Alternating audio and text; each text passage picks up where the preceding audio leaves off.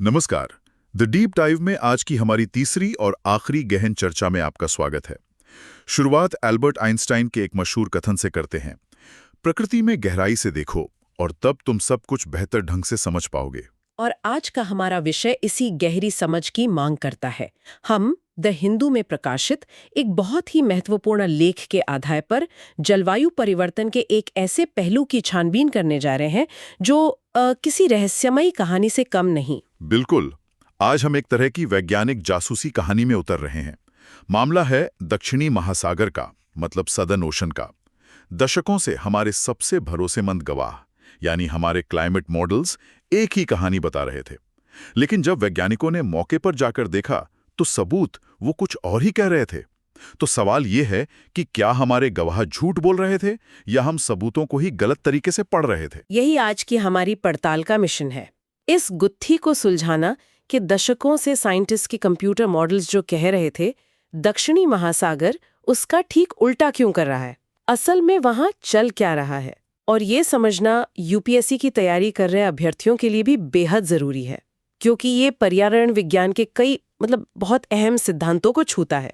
तो चलिए इस कहानी के मुख्य किरदार यानी दक्षिणी महासागर से ही शुरू करते हैं। इसका महत्व समझना बहुत जरूरी है। स्रोतों के हिसाब से ये दुनिया के महासागरों का लगभग 25 से 30% हिस्सा है, लेकिन इसका प्रभाव इसके आकार से कहीं ज्यादा है। कहीं ज्यादा। और यहीं से कहानी दिलचस्प होनी शुरू होती है। ये महासागर अकेला ही इंसानों द्वारा पैदा की गई कुल कार्बन डाइऑक्साइड का लगभग 40% सोख लेता है। 40%? हाँ, 40%। सोचिए, दुनिया का 40% कार्बन कर्ज ये अकेला उठा रहा है। ये एक विशाल कार्बन सिंक है, एक तरह का स्पंज जो हमारे प्रदूषण को सोख कर हमें बचाता है। 40%? ये तो अविश्वसनीय है। तो सवाल उठता है कि इसमें ऐसी क्या खास बात है, इसकी ये असाधारण क्षमता आती कहां से? इसका राज छिपा है इसकी बनावट में। दक्षिणी महासागर दुनिया के बाकी महासागरों से थोड़ा अलग है। इसकी सतह पर ठंडे और अपेक्षाकृत ताजे पानी की एक परत होती है। ताजा मतलब उसमें नमक की मात्रा कम होती है। अच्छा, और ये परत इतनी खास क्यों है? क्योंकि ये परत एक ढक्कन की तरह या कह लें एक सुरक्षा कवच की तरह काम करती है।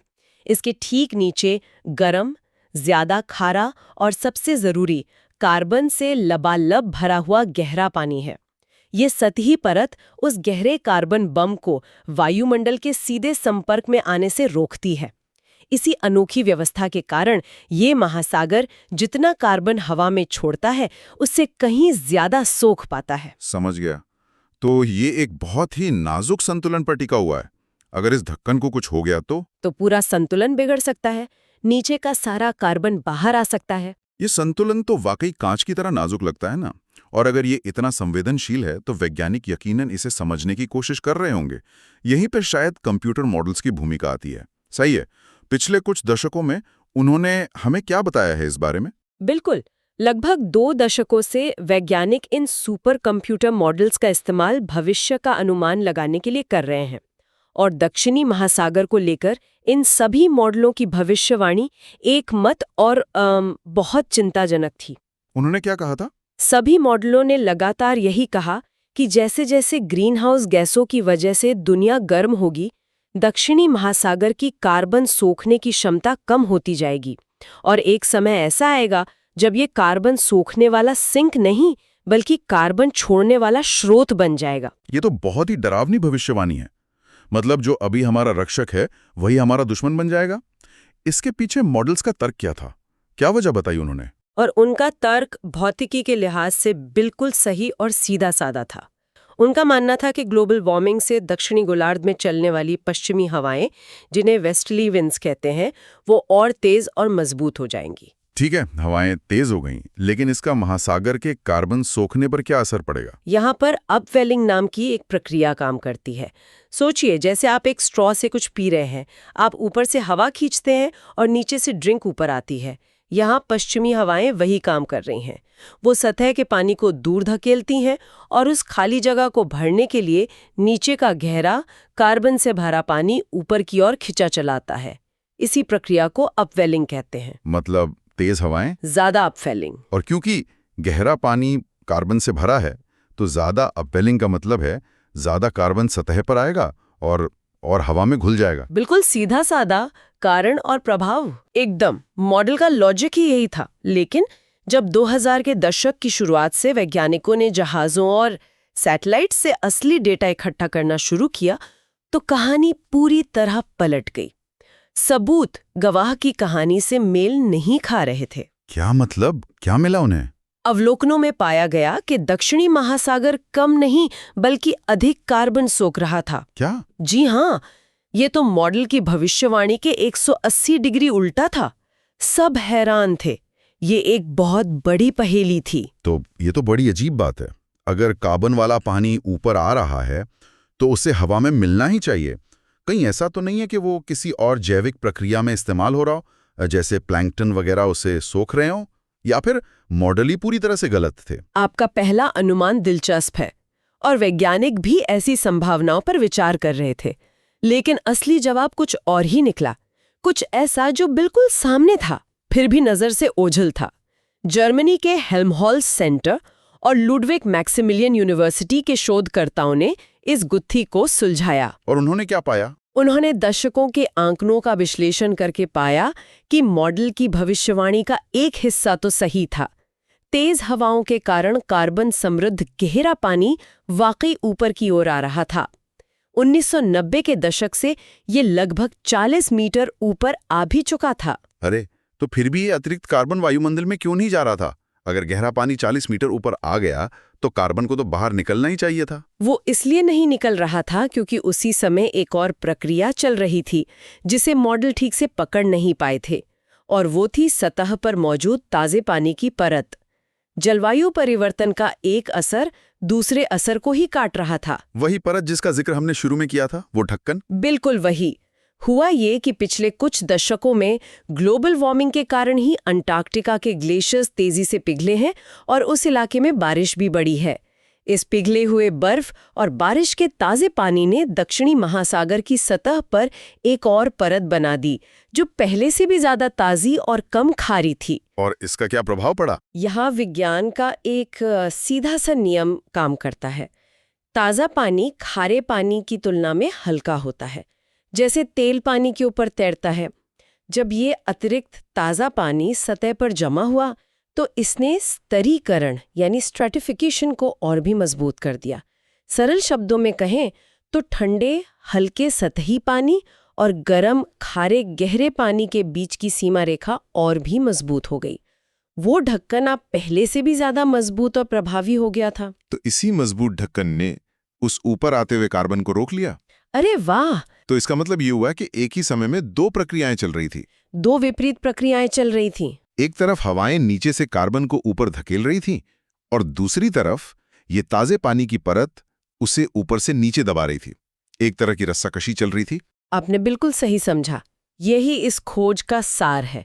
दो प्रतिस्पर्धी तंत्र, एक तरफ हवाओं से होने वाली अपवेलिंग जो कार्बन को ऊपर लाना चाहती थी, दूसरी तरफ ग्लेशियरों के पिघलने से बना स्तरीकरण जो उस कार्बन को बाहर आने से रोक रहा था। और अब तक स्तरीकरण वाला तंत्र जीत रहा था। उसी मजबूत ढक्कन ने गहरे पानी के कार्बन को सतह से 100 से 200 मीटर नीचे ही फंसाए रखा। ये दो प्रतिस्पर्धी तंत्र वाला कॉन्सेप्ट बहुत जरूरी है, खासकर उन लोगों के लिए जो पर्यावरण और लोक नीति यानी पब्लिक पॉलिसी जैसे विषयों को गहराई से समझते हैं। ये दिखाता है कि प्रकृति में सीधी सादी एक वजह एक असर वाली बात बहुत कम होती है। सिस्टम अक्सर अप्रत्याशित तरीकों से खुद को संतुलित करने की कोशिश करता है। बिल्कुल। ये एक क्लासिक उदाहरण है कि कैसे एक सिस्टम में नेगेटिव फीडबैक लूप काम कर सकता है, भले ही वो अस्थायी हो। लेकिन यहाँ एक सवाल मेरे मन में आ रहा है। एक मिनट, ये बात थोड़ी उलझन वाली है। अगर मॉडल इतने बड़े प्रभाव को इस पूरे ढक्कन वाले मैकेनिज्म को ही नहीं पकड़ पाए तो हम उन पर भरोसा ही क्यों करें? क्या ये पूरी जलवायु मॉडलिंग की प्रक्रिया पर सवाल नहीं उठाता? ये एक बहुत ही जायज और जरूरी सवाल है और इसका जवाब हाँ और नहीं दोनों है। देखिए, ये घटना मॉडलों को खारिज नहीं करती बल्कि हमें उनकी सीमाओं और उनके सही इस्तेमाल के बारे में सिखाती है। मॉडल इस स्तरीकरण के प्रभाव को इसलिए नहीं आंक पाए क्योंकि ये प्रक्रिया बहुत ज्यादा जटिल है। कितनी जटिल? इसमें एडीज यानी पानी के छोटे छोटे मतलब सैकड़ों किलोमीटर बड़े भंवर शामिल हैं जो मीलों तक गर्मी और कार्बन को एक जगह से दूसरी जगह ले जा सकते हैं। फिर आइस शेल्फ कैविटीज हैं, ग्लेशियर के नीचे की विशाल गुफाएं जहां समुद्र का पानी ग्लेशियर से मिलता है।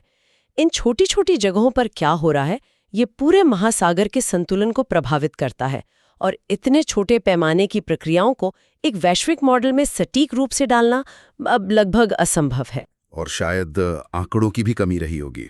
जी, आंकड़ों की कमी सबसे बड़ी चुनौती है। दक्षिणी महासागर दुनिया की सबसे दुर्गम जगहों में से एक है। कल्पना कीजिए कि आप तूफानी बर्फीले समुद्र के बीच एक जहाज पर हैं और आपको कई मीटर नीचे तक उपकरण भेजने हैं। ये बहुत खतरनाक और महंगा काम है, इसीलिए हमारे पास लगातार हर जगह का डेटा नहीं होता। तो अब जब ये पहेली सुलझ गई है, तो क्या हम ये मान लें कि समस्या खत्म हो गई? क्या हम राहत की सांस ले सकते हैं कि दक्षिणी महासागर हमारी मदद करता रहेगा? दुर्भाग्य से बिल्कुल नहीं। कहानी में एक और मोड़ बाकी है।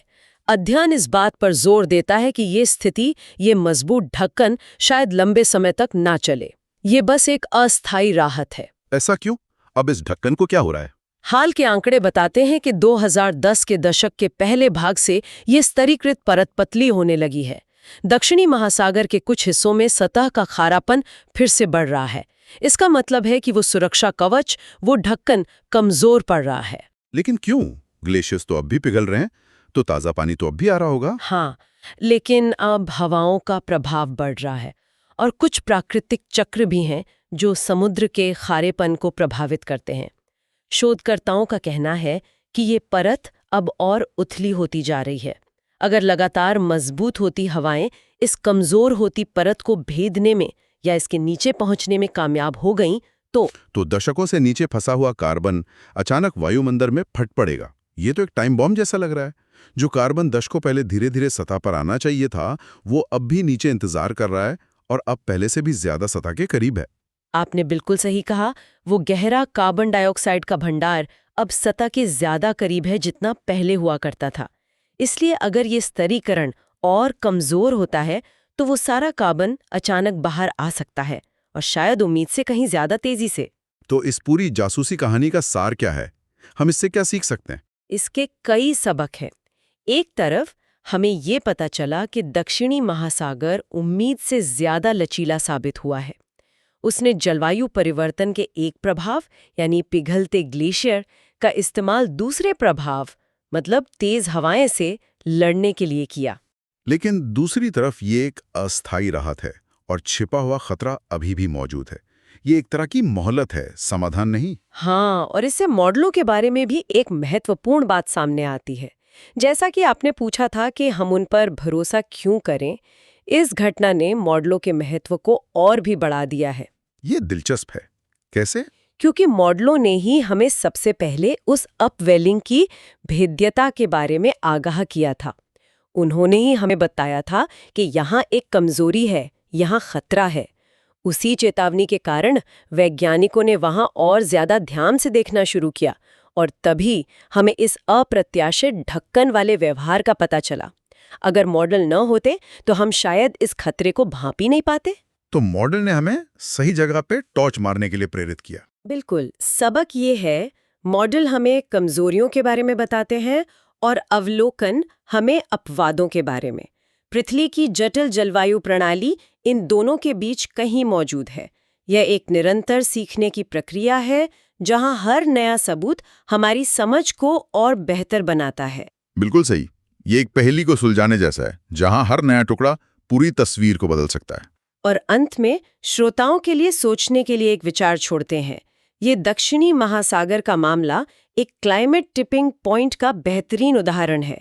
एक ऐसा बिंदु जिसके बाद सिस्टम अचानक और तेजी से एक नई अवस्था में चला जाता है। अगर ये अस्थायी ढक्कन पूरी तरह से हट जाता है तो दशकों का जमा कार्बन जो अचानक वायुमंडल में आएगा, वो हमारे जलवायु परिवर्तन से लड़ने के मौजूदा प्रयासों पर कितना भारी पड़ेगा। और क्या हम इस तरह के अनपेक्षित जलवायु झटकों के लिए तैयार हैं? एक बहुत ही महत्वपूर्ण सवाल जिस पे नीति निर्माताओं से लेकर आम नागरिक तक हम सभी को विचार करना चाहिए। इस गहन चर्चा के लिए धन्यवाद। अगर आपको ये विश्लेषण पसंद आया हो तो कृपया इसे लाइक करें और हमारे चैनल को सब्सक्राइब करें। इस विषय पर आपके कोई प्रश्न या विचार हों तो नीचे कमेंट्स में जरूर लिखें। अगली बार फिर मिलेंगे एक नए विषय के साथ। धन्यवाद।